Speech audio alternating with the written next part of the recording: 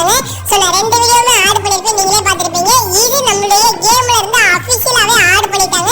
நம்மளுக்கு இனிமேல் night mode போட்டா எப்படி, அதாவது நம்ம சாட் கோட் போட்டா எப்படி நைட் மோடா சேஞ்ச் ஆகுதோ அதே மாதிரி நம்மளுக்கு வந்து ஆட்டோமேட்டிக்கா நம்மளுக்கு இந்த ரெயின் வந்து வந்துரும் மக்களே. சோ இப்போ நீங்க ஒரு half an hour நம்ம கேம்ல ப்ளே பண்றீங்கன்னா உங்களுக்கு அதுல வந்து ஒரு 10 நிமிஷம் நல்லா ப்ளே பண்ணிட்டு இருப்பீங்க.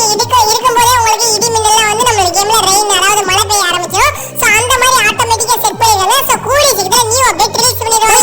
உங்களுக்கு இப்போ கணேஷ் டெம்பிள் எப்படி ஆட் பண்றது அப்படியே தான் சொல்றேன். இந்த வீடியோட டிஸ்கிரிப்ஷன்ல கணேஷ் டெம்பிள் லிங்க் அப்படின்னு கொடுத்திருப்பேன்.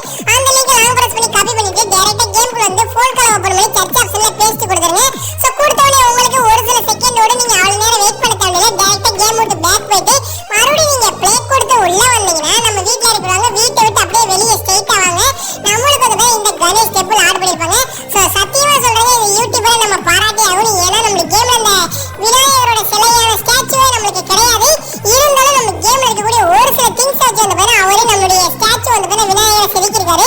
சோ இந்த சிலை பாக்குறதுக்கு நல்லா, அதாவது எப்படி சொல்றதுன்னா தூரத்துல இருந்து அதாவது கொஞ்சம் மிடில் ரேஞ்சில இருந்து பாத்தீங்கன்னா கண்டிப்பா விநாயகர் மாதிரி தான் பிள்ளையார் மாதிரி தான் இருக்காரு.